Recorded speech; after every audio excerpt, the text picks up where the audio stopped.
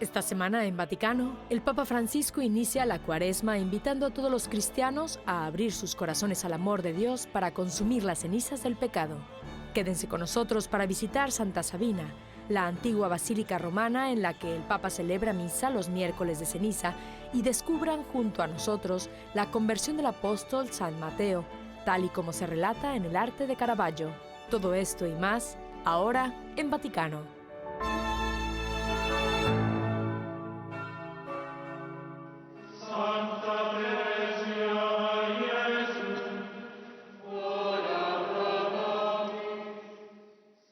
El Papa Francisco dio inicio a la Cuaresma con una procesión desde la iglesia de San Anselmo en la colina Aventino de Roma hasta la Basílica de Santa Sabina. De este modo, el Santo Padre continúa con la antigua tradición de las estaciones de Cuaresma.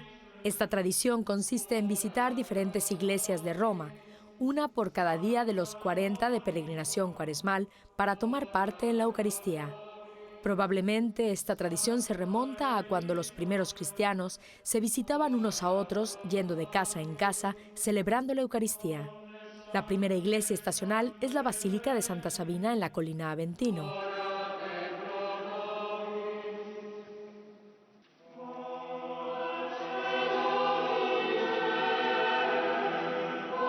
Allí el Santo Padre celebró misa y recibió las cenizas de uno de los cardenales más ancianos de la curia romana, el cardenal Joseph Tomko, de 95 años.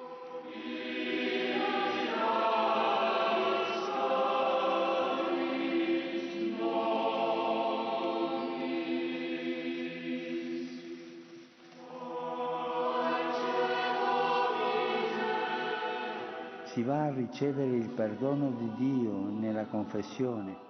Podemos recibir el perdón de Dios en el sacramento de la penitencia porque en él el fuego del amor divino consume las cenizas de nuestro pecado. El abrazo del Padre en la confesión nos renueva por dentro y purifica nuestro corazón.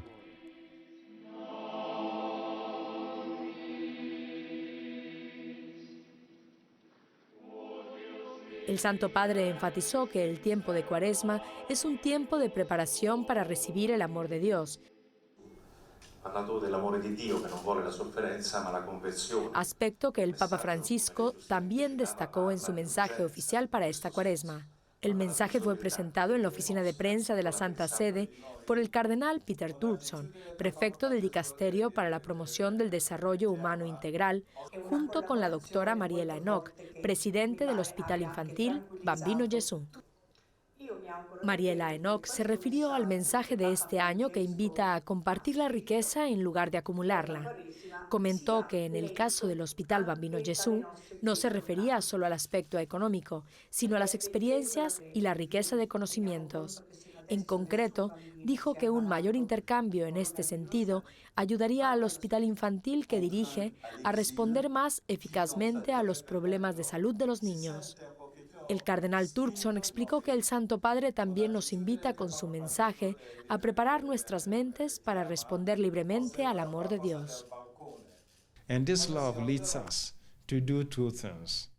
Un amor así nos conduce a dos cosas: a reconocer y revisar la relación con Dios y a entablar un diálogo muy activo con Él a través de la oración. También nos invita a hacer lo mismo con otros seres humanos, a establecer una relación para luego dialogar por medio de la oración. Y cuando se trata de Dios, el mensaje invita a contemplar a Dios en el sufrimiento de Jesucristo crucificado, y al hacerlo, pensar en las otras muchas personas del mundo que están sufriendo.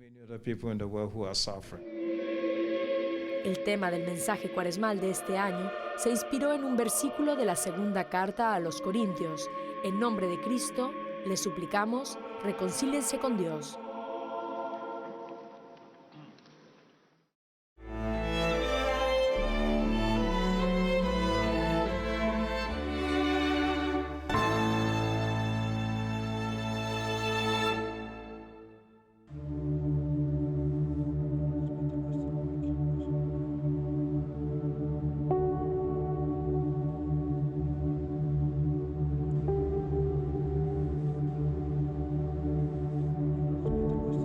La Basílica de Santa Sabina es la basílica romana más antigua que aún conserva su estilo arquitectónico original.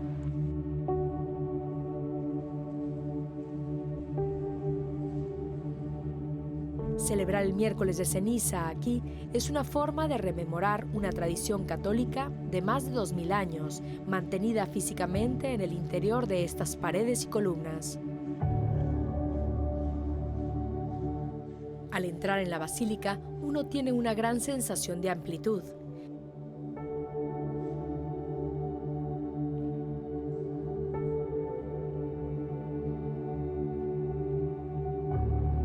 Una luz caleidoscópica entra por las ventanas reflejándose en las paredes y el techo estrellado. El arte sagrado y las capillas adornan cada rincón. Sus soberbias arcadas con columnas crean la perspectiva del camino al Sancta Sanctorum, el altar eucarístico. Estas columnas corintias fueron en un tiempo los pilares de un templo pagano del siglo II. Ahora sostienen el techo de la casa del Dios vivo y están decoradas con representaciones eucarísticas.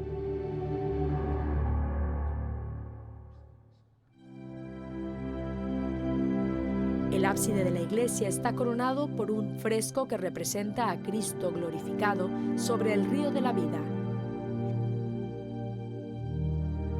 Está rodeado por los apóstoles Pedro y Pablo y otros santos como Santa Sabina y Santa Serafina.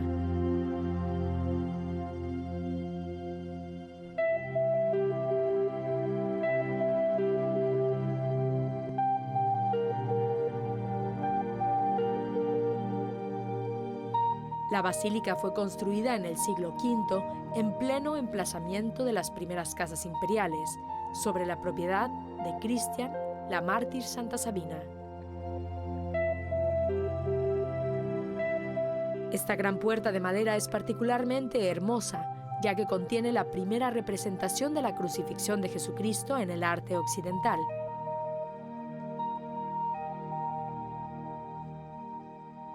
La puerta por sí misma es un recordatorio de que nadie puede llegar a la Pascua sin atravesar la puerta de la muerte de Jesucristo en la cruz.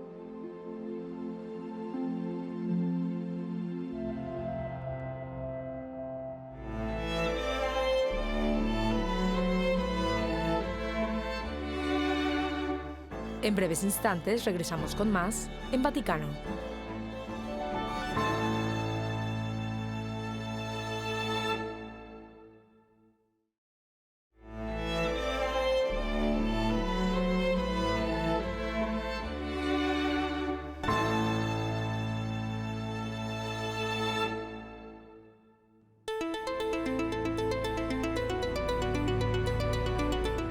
Los obispos de las diferentes iglesias católicas del Este que residen en los Estados Unidos han completado su llamada visita ad limina apostolorum, hasta el umbral de los apóstoles.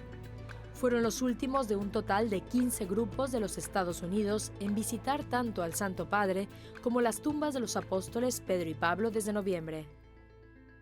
Lo nuclear de cada visita ad limina son las celebraciones eucarísticas en las basílicas romanas y el encuentro con el Santo Padre. Así lo fue también para este grupo.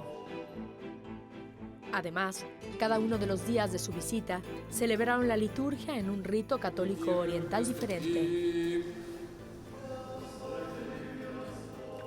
El arzobispo Boris Gutsiak, de la Arquidiócesis Greco-Católica Ucraniana de Filadelfia, dirigió a los obispos en la divina liturgia de la Basílica de San Clemente. Esta basílica tiene un significado muy especial para el cristianismo eslavo oriental. Pope Clement was the third or fourth pope, probably consecrated by Saint Peter himself. El Papa Clemente fue el tercer o cuarto papa consagrado probablemente por el propio San Pedro. Los emperadores romanos, en concreto el emperador Trajano, lo exilió a la Siberia del Imperio Romano, es decir, a Crimea, en Ucrania, donde murió. Casi 800 años después, en el siglo IX, Cirilo y Metodio trajeron sus reliquias a Roma.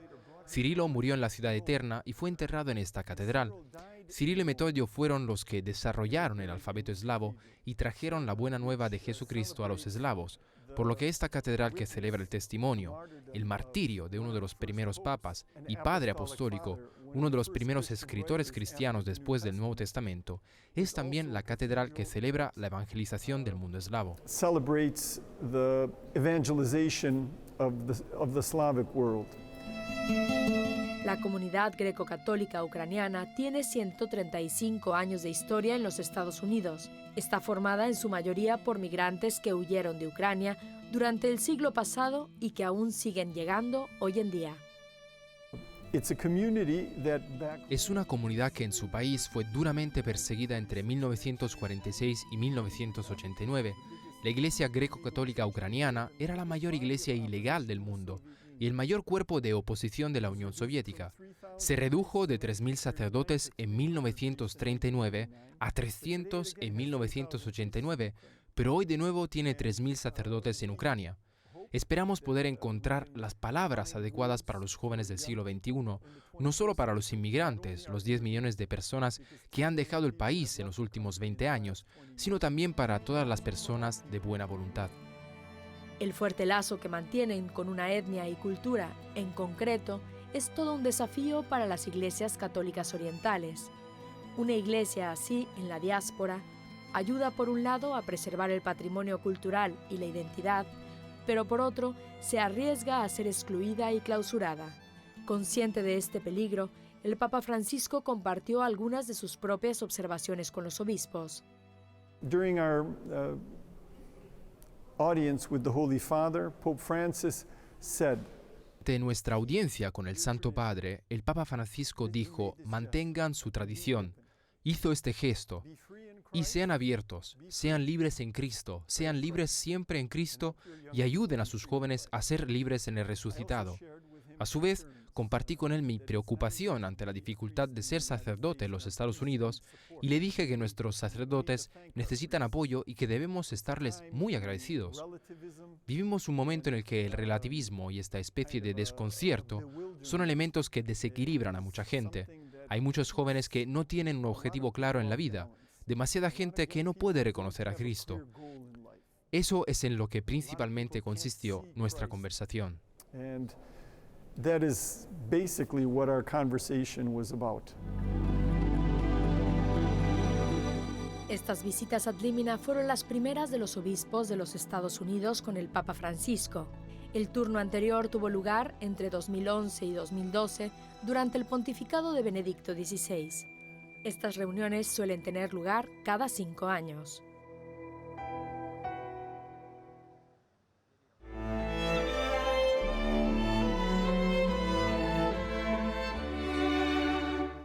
Tras una breve pausa, regresamos con más en Vaticano.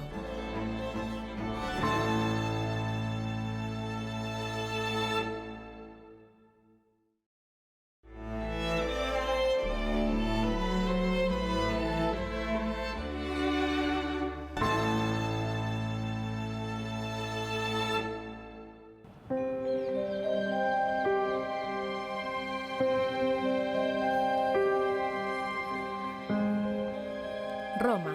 A pocos pasos de una de sus plazas más emblemáticas, la Piazza Navona, está la Iglesia Nacional de Francia, San Luigi dei Francesi.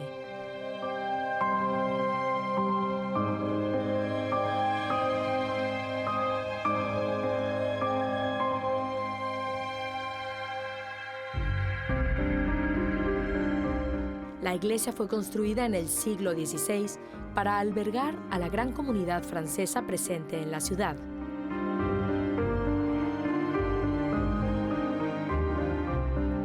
La construcción comenzó bajo el pontificado del Papa Clemente VIII a finales del siglo XVI y lleva la firma de los mismos arquitectos que realizaron la Basílica de San Pedro, Domenico Fontana y Giacomo della Porta.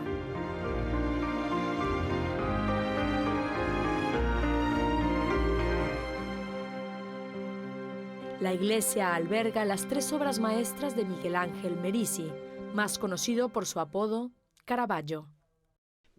Caravaggio procedía de Milán, cuna de grandes artistas. Leonardo da Vinci vivió allí durante casi 20 años y fue en Milán donde Caravaggio aprendió a pintar al óleo. De modo que mientras en Florencia y Roma usaban frescos que cubrían enormes paredes, Caravaggio aprendía a trabajar sobre el lienzo, pintando cuadros muy precisos y hermosos. Así es como llegó a Roma, a los 20 años. Llega a Roma buscando abrirse paso en el ambiente artístico, pero generalmente se prefiere a los pintores con más experiencia, a los que saben pintar al fresco, a los que tienen una carpeta de dibujos, y parece que Caravaggio nunca vaya a tener una oportunidad. Pero en 1599 llega su momento. Cuando otro pintor más famoso rechaza un encargo, Caravaggio fue contratado para el trabajo de San Luigi dei Francesi, la Iglesia Nacional de los Franceses en Roma. Por primera vez iba a pintar cuadros a gran escala en una capilla para el año jubilar de 1600, en la que se podía prever que millones de espectadores acudirían a contemplarla.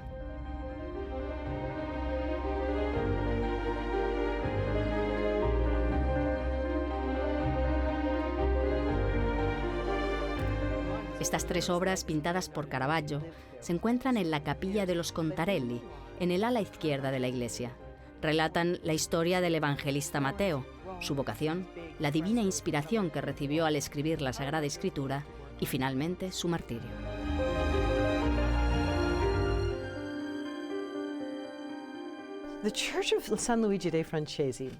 La iglesia de San Luis de los Franceses tenía una misión muy especial para el año 1600, ya que el rey de Francia, Enrique IV de Navarra, se acababa de convertir al catolicismo. Siendo un hugonote que acababa de convertirse al catolicismo, la iglesia, el papado, quiso que esa particular iglesia hablara a todos los peregrinos, que hablara de la conversión. Nunca es demasiado tarde para cambiar de vida.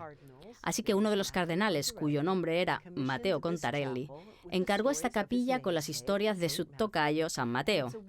Y es una historia maravillosa, que no habla solo de cualquier llamada, pues estas representaciones transmiten algo sumamente importante para los sacerdotes, porque la de Mateo es una historia de vocación, y al mismo tiempo es una historia que habla a todo el mundo, porque es la historia de la conversión. Nos encontramos con la historia de Mateo, un recaudador de impuestos, un hombre rico con todo lo que se pueda desear. Luego vemos a Mateo, inspirado por el Espíritu Santo, que escribe el Evangelio. Y por último, a la derecha, vemos el final de Mateo, el martirio de San Mateo. Son los 3 momentos trascendentales en la historia de este gran santo, pintados por Caravaggio cuando comenzó a asomar la cabeza con esta nueva forma de contar esta antiquísima historia. Breaks out of the starting gate with a whole new way of telling this ancient story. Caravaggio tenía solo 20 años cuando el mundo católico fue sacudido por la Reforma protestante. En esta etapa histórica de la Iglesia, los mismos papas usaron el arte como instrumento para aplastar la herejía luterana. Podríamos decir que en 1517, cuando comenzó la Reforma protestante, cae la primera ficha de dominó. Vemos una progresión de asuntos que acaecen dentro de la Iglesia. Confusión en cuanto a los sacramentos, confusión en cuanto al papel de los santos, confusión sobre lo que creemos y por qué creemos, y sobre lo que se supone que debemos hacer. Y en medio de toda esta confusión, llega a mediados del siglo XVI el Concilio de Trento. Encaminándose ya hacia su conclusión en 1563, la Iglesia comienza a pensar en cómo abordar dichos problemas. Y una cosa es escribir un montón de decretos, un montón de papeles y un montón de anuncios. Y otra es cómo se transmite esa información a la gente común.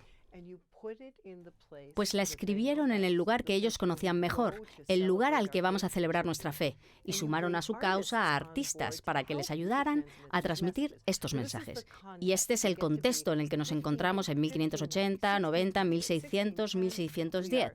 Ayudando a formar artistas que realicen hermosas pinturas en las iglesias que aún hablarán a la gente sobre la fe 400 años más tarde. Y el Caravaggio encaja en esta categoría a pesar de que sobre el papel su vida personal no sea representativa de la Iglesia, pero su arte expresa esa tensión, esa enorme tensión que fue tan evidente en aquel periodo de la post-reforma. Incredible tension that's so evident in this period of the post-Reformation.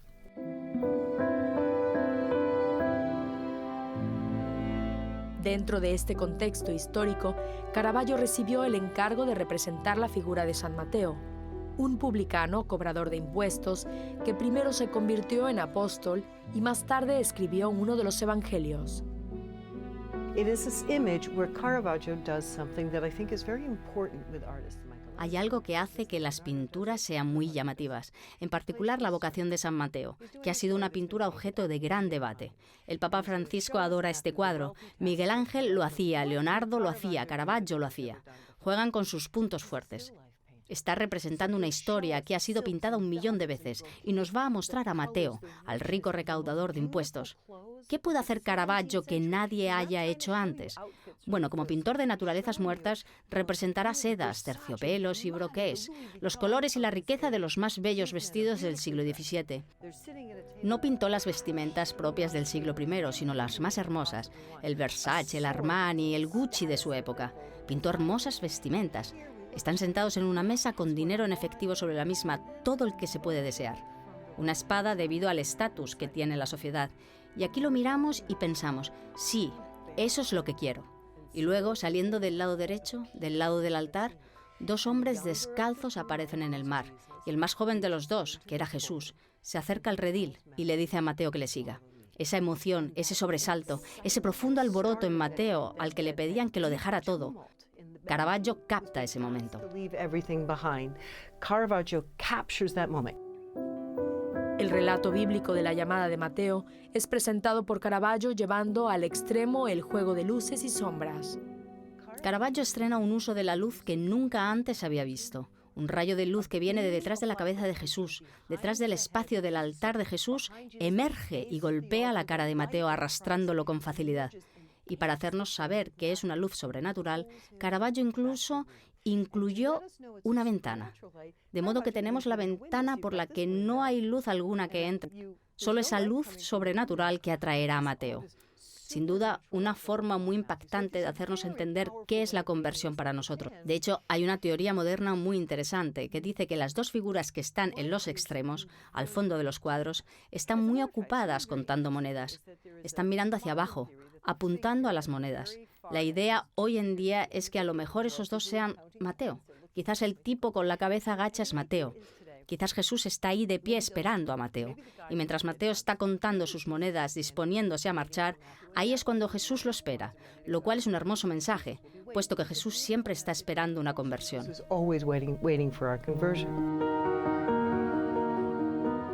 Las otras 2 pinturas de Caravaggio, guardadas en la capilla de los Contarelli, representan otros momentos de la vida del evangelista. Representan el instante en que se inspiró para escribir el Evangelio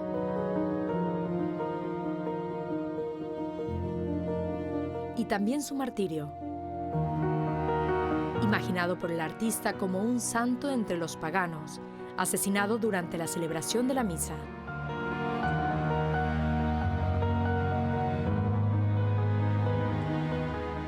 Solo usa color, míralo. Es un fondo en blanco y tienes este ángel bajando en espiral. Parece de nuevo un rayo de luz, el ángel que transmite esa luz que despierta e ilumina la inspiración de Mateo para luego mirarlo. Mateo permanece sentado con una túnica roja, de manera que viste una túnica roja a su alrededor que luego se torna en naranja. Entonces, ¿cuál es el efecto del rojo al naranja? Es el color de una llama. ¿Será lo que se siente al estar inspirado para escribir el Evangelio? Debe uno sentirse como si se le prendiera fuego, e incluso si lo miras atentamente, parece una estilizada lengua de llamas. Así es como Caravaggio utiliza el color para mostrar cómo la luz de la inspiración del cielo se encuentra con los seres humanos y se convierte en esta ardiente obra del Evangelio. Y por último, vemos el final de Mateo. Mateo se marchó a Etiopía para volver y ser bautizado, y al parecer una de las personas a las que bautizaba era un asesino que en un determinado momento sacó una espada y lo apuñaló. Ese es el momento que observamos. Caravaggio elige ese momento en el que el verdugo o el asesino ha apuñalado a Mateo una vez. Si se mira con atención, hay una marca, y el cuerpo que ha sido apuñalado una vez está a punto de ser apuñalado de nuevo. Esta fue la pintura más complicada de todas para Caravaggio, porque es una escena de acción. Hay gente gritando, gente apuñalando, gente muriendo, mucha acción. Y si de veras no supieras pintar, esto sería muy difícil de hacer. Además de sus maravillosas obras, Caravaggio también ha pasado a la historia por su particular personalidad. pasando la mayor parte de su vida como fugitivo después de ser condenado a la pena de muerte por haber matado a un hombre durante un duelo. The thing about Michelangelo Merisi da Caravaggio. En esta época en la que de algún modo nos sentimos atraídos por el lado malo de los chicos malos, como sucedía con Michelangelo Merisi y Caravaggio, no tenemos forma de conocer más sobre su vida. Lo que sabemos es a través de los registros policiales, de los que hay unos 40, la mayoría de ellos por agresión. Sabemos que mató a un hombre, sabemos que anduvo por los sórdidos y oscuros lugares romanos. Lo vemos como un inconformista que, de alguna manera, fue capaz de justificar su estilo de vida produciendo obras de arte realmente hermosas. Pero al hacer eso, nos perdemos partes del cuadro. Así que sí, estamos tratando con un hombre que estaba personalmente turbado y tuvo dificultades para vivir una vida cristiana perfecta, como, bueno, todos nosotros. Pero él tenía la capacidad de transmitir un mensaje, el mensaje que la Iglesia buscaba durante aquellos años de principios de 1600. De este modo, fue capaz de ser un gran colaborador de la misión de la Iglesia, tal y como se expresa a través de su arte en aquel preciso periodo.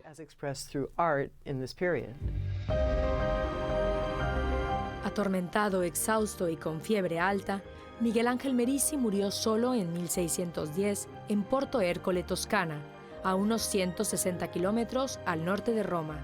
Pero sus obras, marcadas por su característico uso de la luz y de la sombra, introdujeron un nuevo método artístico que aún lleva su nombre, el caravaggismo.